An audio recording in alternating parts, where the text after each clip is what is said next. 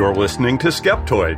I'm Kevin Hoover from Skeptoid.com. Myths of Alcatraz. At just 22 acres, infamous Alcatraz Island is a place crowded with harrowing history and some fearsome fables. The rocky perch in San Francisco Bay was, for millennia, an isolated habitat for seabirds, but has become best known for its jailbirds. Native Americans called it an evil island, and Alcatraz has come to be associated with violence and evil, having served as a military fortress, hosted various prisons with notorious inmates of the vicious and irredeemable type, stood for years as a ghost-infested ruin, and been the backdrop for multiple major motion pictures, none of them light-hearted fare. To find out whether The Rock lives down to its hype as the beautiful bay's bad boy, let's hop on the ferry at San Francisco's Pier 33 and take a little cruise to Alcatraz Island. Fort Alcatraz. A rough-hewn jewel located just 1.25 miles off San Francisco at a prime defensive location inside the bay's entrance, Alcatraz was equipped in the 1850s with troops and cannons to defend the city and its gold rush assets. The first myth might be that Fort Alcatraz could repulse an invader's attack. This island apparently couldn't shoot straight. On July 3, 1876, a mock battle was staged. A barge packed with explosives was towed into the bay, with Fort Alcatraz poised to pummel the faux invader with its mighty guns. Yeah, that didn't go so well. Alcatraz's cannons couldn't find their mark, and the old schooner was unscathed. Finally, under cover of smoke, a young officer went out and set the ship on fire, vanquishing the imaginary enemy and keeping the bay safe from sitting duck schooners full of explosives. Eventually, Alcatraz's guns were dismantled, never having fired a single shot in war. Prison. Of course, Alcatraz gained its most enduring fame as a prison. Indians are first said to have banished their misfits and malcontents there, and the Union later followed suit, imprisoning non-compliant Indians, Confederate sympathizers, and its own military misbehaviors. In 1934, it became Alcatraz Federal Penitentiary, a prison for the hardest hardcores. The prison's moat was the frigid, swirling waters of San Francisco Bay. Escape was considered all but impossible, and therein lies our next myth. People did escape from Alcatraz, in that they left and never went back. But did they survive? No one knows, but theories abound, as do strong opinions based solely on speculation. For all the lore and legends, Alcatraz's stats aren't all that impressive. Its 336 cells were never fully occupied, the prison averaging just 260 men and no women behind its walls each night. In its 29 years as a federal prison, Alcatraz held fewer than 1,600 prisoners. Some 36 of these were involved in 14 escape attempts. Of those, 23 were caught, 6 were shot and killed, 2 drowned, and 5 are listed as missing and presumed drowned. Escape from Alcatraz. The most celebrated escape attempt took place in June 1962, when 3 men made their way out in an elaborate plan that exploited the island prison's every weakness. After 29 years, Alcatraz was facing closure, funding was declining, staff was short, and its warden was the hard-drinking, heavy-smoking Olin G. Gypsy Blackwell, known as a hands-off administrator. He was on vacation the night Frank Morris and brothers John and Clarence Anglin escaped from their cells. The 3 made their way to the roof, down to the shore, and off the island on a rubber raft they had meticulously constructed out of prison-issue materials. Where could they have fabricated an inflatable boat, paddles, life jackets, and the fake heads they made to place in their bunks and spoof patrolling guards the night of their escape? By enlarging air vents, the conspirators gained access to a common utility corridor behind their cells. Once inside, they could climb pipes to the top of cell block C, where, overhead, in the building's ceiling, a man-sized air shaft led to the roof, open air, and freedom. Collaborator Alan West conned the guard staff into letting him fully enclose part of the cell block's roof with 200 feet of hanging blankets, ostensibly to contain dust during cleaning and painting. So, in the middle of the country's most celebrated high-security lockdown, scheming prisoners were actually able to create their own secret workshop with an escape hatch hiding in plain sight.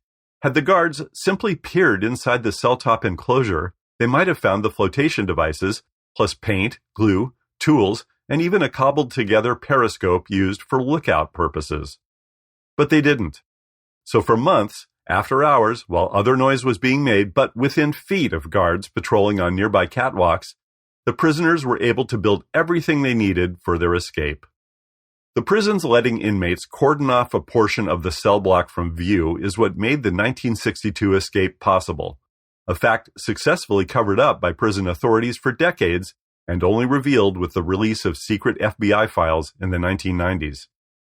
The image of Alcatraz as a formidable federal pen patrolled by no-nonsense bulls, at least in its later years, appears to be a myth. Per prior plans, the legendary prison was to close within a year of the breakout. After the three escaped, a massive manhunt was launched, spanning bay, coast, and land.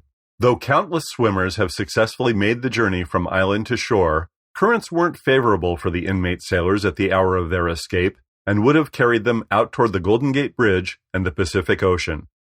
All that was ever found was a paddle, some personal photos in a pouch, and some life jackets made of raincoat material. No bodies were ever recovered, though a Norwegian freighter later reported sighting a body floating face down 20 miles northwest of the Golden Gate Bridge in clothing consistent with prison garb. On December 31, 1979, the FBI turned the case over to the U.S. Marshals Service. It will remain open and active until the three escapees are found dead, arrested, or turn age 100. That will happen in 2026, 2030, and 2031. Sightings of the men have been reported all over the world, but never verified. Some romantics insist that the three anti-heroes settled in South America. Doubters assert that they couldn't have survived the treacherous night currents of San Francisco Bay, much less quietly lived out their lives fully undetected outside of jail.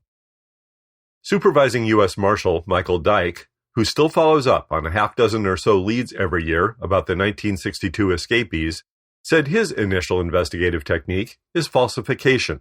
When a tip trickles in, he tries to prove it wrong. If he can't, he pursues it. But over 52 years, little to nothing in terms of sightings, rumors, and conspiracy theories has panned out. Bottom line, no one knows what happened to the escapees. Oh, by the way, the dangerous man-eating sharks that authorities used to like to say fill the bay waters? Myth. They're mostly sand sharks with no taste for humans. The Birdman of Alcatraz. The Rock successfully contained hundreds of bad guys, including Al Capone, George Machine Gun Kelly, and Robert Stroud, the famed Birdman of Alcatraz. The Birdman offers another set of mini-myths, most notably that prison transformed a feral criminal into a gentle, kindly, self-trained biologist and humanitarian. That describes the narrative arc of the 1962 film The Birdman of Alcatraz, featuring Burt Lancaster as Stroud. Stroud performed pioneering research in avian pathology.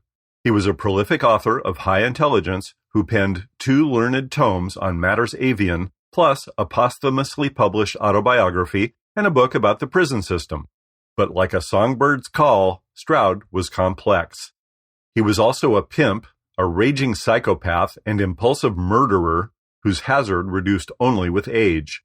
He entered the prison system at age 19 and never left. Stroud killed a guard, tangled with other inmates, and spent 42 of his 54 years in prison in solitary confinement. While Stroud was a birdman, his scientific inquiry all took place at Fort Leavenworth, not Alcatraz, as the myth goes. Ironically, he wasn't allowed to pursue avian science or harbor birds at the timeless bird habitat that is Alcatraz Island. The movie also mythologizes Stroud as the peace broker in the Battle of Alcatraz of 1946, who threw the inmates' guns out to the surrounding authorities. That simply didn't happen. The rebellious inmates were found dead in a utility corridor, still holding the weapons they took from guards. Ghosts. Given the amount of anguish expended by the souls who spent their years on this lonely, cruel rock outcropping, the walls must be saturated with anger and despair. As any competent parapsychologist knows, this means the ghostly possibilities are endless, as are descriptions of them. Photos of the wind-blown, seemingly lonely island somehow fail to capture the full-on running rave of restless souls partying down on the rock. From its days as an army prison during the Civil War remains an unknown Confederate soldier who, in an officer's uniform and sporting a handlebar mustache presumably woven from ectoplasm, roams the island's shore. Other ghosts take wildly varying forms, appearing as shadows, mists, cold spots, a little girl, purple faces, even a large yellow cat. They're noisy too, sometimes moaning, sobbing or screaming, or bellowing cries for help. They manipulate objects, clanking chains, firing gunshots, even playing the harmonica. Al Capone has been heard playing the banjo, as he used to do in the shower room. Unseen things brushing past you, taps on the neck, and sudden icy chills have been described, as have fearful feelings from rage to tingling to vibrations. Nowhere are the undead more active than in the 3-story D block, known as the treatment unit along what inmates called Sunset Strip. 6 isolation cells on the floor level contained the rock's most incorrigible guests. The most haunted of all the isolation cells is said to be 14D, a featureless strip cell at the block's far end where prisoners were sometimes held naked. Cell 14D is deeply recessed into the concrete walls behind double doors and decidedly dark, dank, and disquieting. It's nowhere you'd want to spend any time. Nor, during our moments there, did any restless spirits. An aspiring Skeptoid paranormal investigator visited Cell 14D, as have many before. With little regard for personal safety, we summoned interested guests from beyond to make an appearance on the show. Calling any spirits in Cell D14. Say anything you like.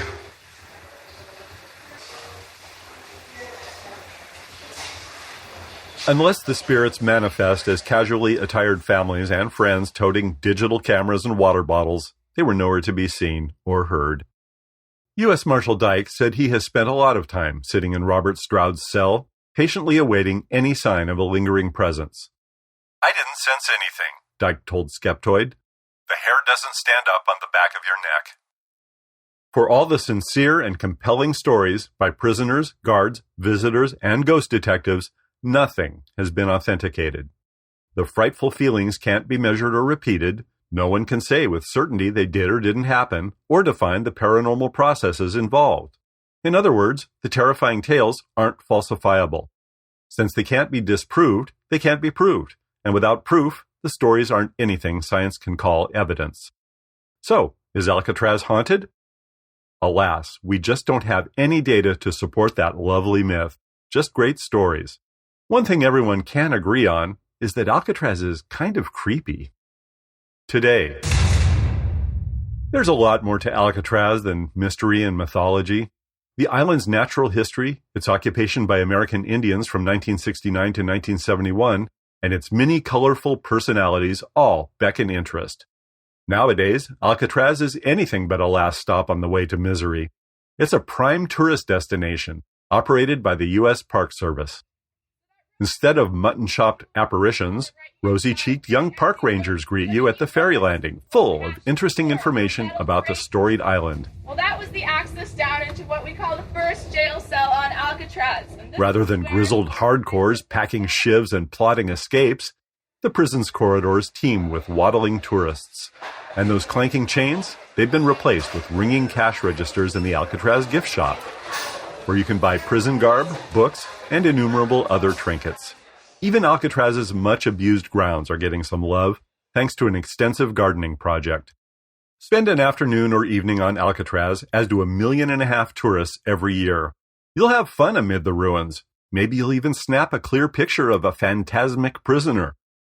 That would make you the first to prove true the myths of Alcatraz.